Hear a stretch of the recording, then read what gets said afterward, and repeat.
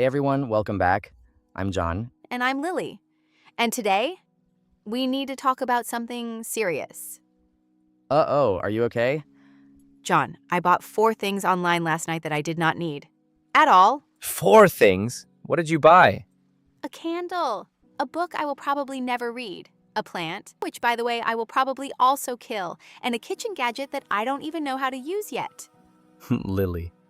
That is a very specific kind of chaos. And the worst part? I felt amazing while I was buying them, and then immediately guilty when they arrived. Oh, I know that feeling so well. That rush of excitement when you click buy now, and then the regret when the package actually shows up at your door. Exactly. And that feeling right there is what today's episode is all about. Shopping, money, and why we are all absolutely terrible at both. Today's episode is perfect for B1 English learners. Whether you're preparing for an exam, want to talk more naturally about everyday life, or you just want to understand why your wallet is always empty. Same, honestly. Let's get into it. Okay, Lily, honest question. Are you a spender or a saver? Based on last night's evidence, a spender, 100%. A spender is someone who spends money freely and easily, sometimes too easily.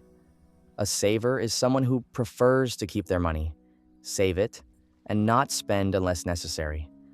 And most people are somewhere in the middle, but almost everyone leans toward one side.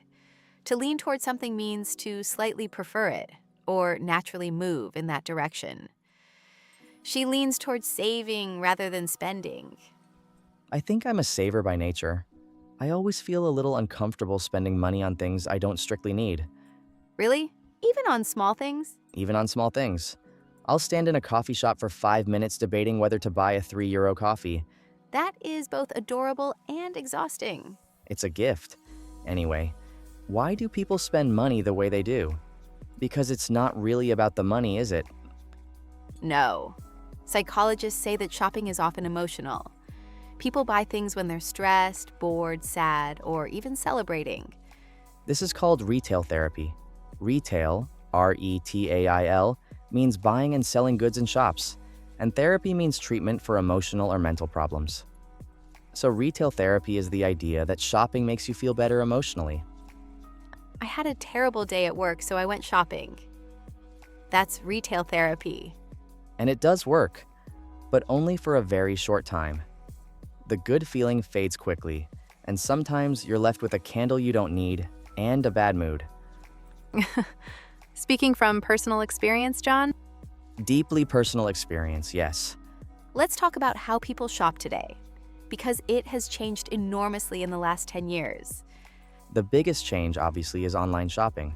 The ability to buy almost anything from anywhere at any time without leaving your sofa.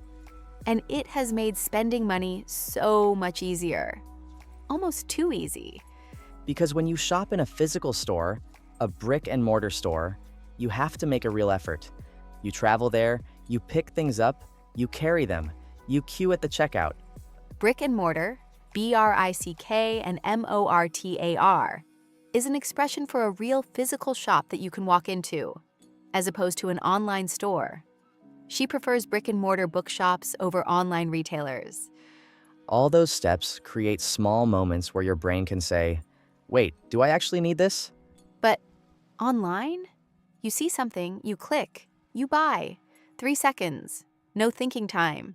Which is exactly why online shops are designed the way they are. Limited time offers. Only 2 left in stock. One-click checkout. These are all designed to create a feeling of urgency. Urgency, U-R-G-E-N-C-Y, the feeling that you must act immediately, that there is no time to wait. Sale ends in 10 minutes. Your brain panics. You buy. You didn't even want it 5 minutes ago. I have fallen for this so many times. We all have. It's not a personal failure. It's design. Very clever, very deliberate design. Another big change in how people shop, secondhand shopping, also called thrift shopping. Secondhand means something that was previously owned and used by someone else and is now being sold again. secondhand clothes, secondhand furniture, secondhand books. And this has become incredibly popular, especially among younger people, for two reasons. First, it's cheaper. Second, it's better for the environment. Buying secondhand means one less new product needs to be manufactured. It reduces waste. It's a much more sustainable way to shop. Sustainable, sustainable. Something sustainable can continue long-term without damaging the environment or using up resources. Sustainable shopping habits are better for the planet and often better for your wallet too.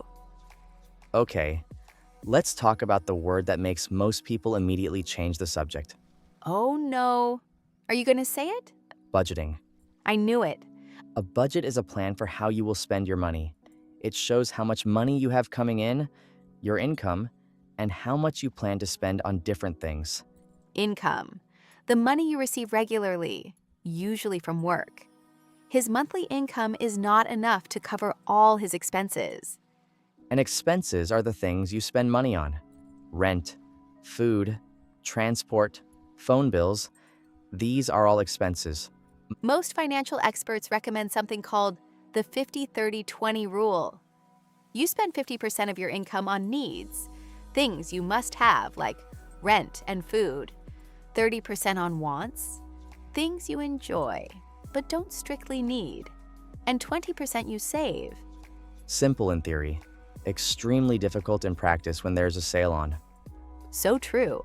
But the key word in budgeting is afford. Can you afford something?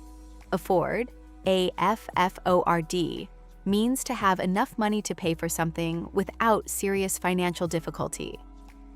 I can't afford a new laptop right now. Can we afford to go on holiday this year? It's one of the most useful and common words in everyday money conversations. And the opposite situation, when you spend more money than you have, is called going into debt. Debt, D-E-B-T, the B is silent, by the way, is money that you owe to someone else.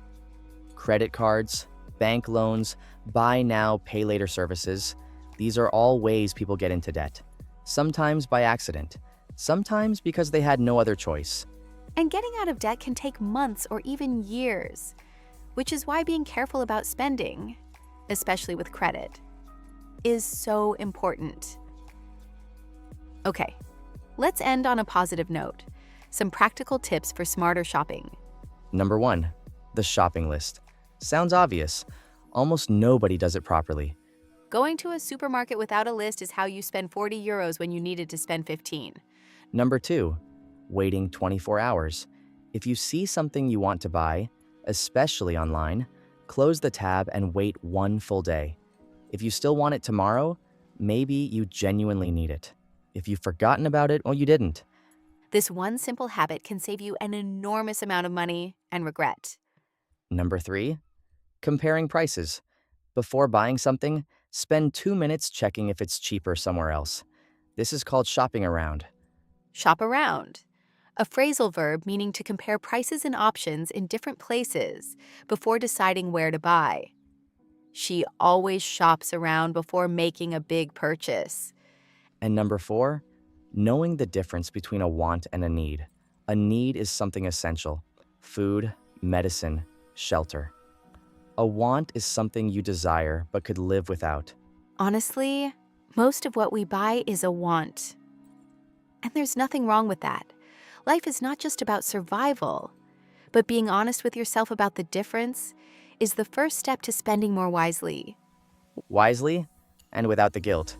Because enjoying your money, when you can afford to, is not a bad thing. It's one of the reasons we work hard in the first place. Well said. Vocabulary time, 12 essential words from today. All perfect for B1 learners, IELTS, TOEFL, and real life. Let's go. Number 1, spender. A person who spends money freely and easily. Example, he's always been a spender. He finds it very hard to save. Number 2, saver. A person who prefers to keep and save their money rather than spend it. Example, she's a natural saver. She always puts money aside before spending anything. Number 3, Lean toward. To slightly prefer something or naturally move in a certain direction. Example, I lean toward buying secondhand whenever possible. Number 4. Retail therapy. The idea that shopping makes you feel better emotionally, especially when stressed or sad. Example, after a hard week, she went for a little retail therapy and bought herself new shoes. Number 5, brick and mortar. Describing a real physical shop you can walk into, as opposed to an online store. Example, many brick and mortar bookshops have closed since online shopping became so popular. Number 6, urgency. The feeling that you must act immediately, that there is no time to wait. Example, online shops create a sense of urgency with limited time offers and countdown timers. Number 7, secondhand. Previously owned and used by someone else, now being sold again. Example, she furnished her entire flat with secondhand furniture and it looks beautiful. Number 8, sustainable. Able to continue long-term without damaging the environment or wasting resources. Example, buying less and choosing sustainable products is better for the planet. Number 9, income. Money received regularly, usually from work. Example, she manages her income very carefully and always saves 20%. Number 10, afford. To have enough money to pay for something without serious financial difficulty. Example, I would love to travel more, but I simply can't afford it right now. Number 11, debt. Remember, the B is silent. Money that you owe to another person or organization. Example, it took him 3 years to pay off the debt from his credit card. And number 12, shop around. To compare prices and options in different places before deciding where to buy. Example, always shop around before making a big purchase. You can save a lot of money. And that is episode 9 done. We talked about spenders and savers, retail therapy, online shopping tricks, budgeting, debt, and how to shop smarter, all in 10 minutes. Your challenge today? Write one sentence in the comments using any word from today's list. It can be about your own shopping habits. We read every comment. See you in the next episode. Take care, everyone.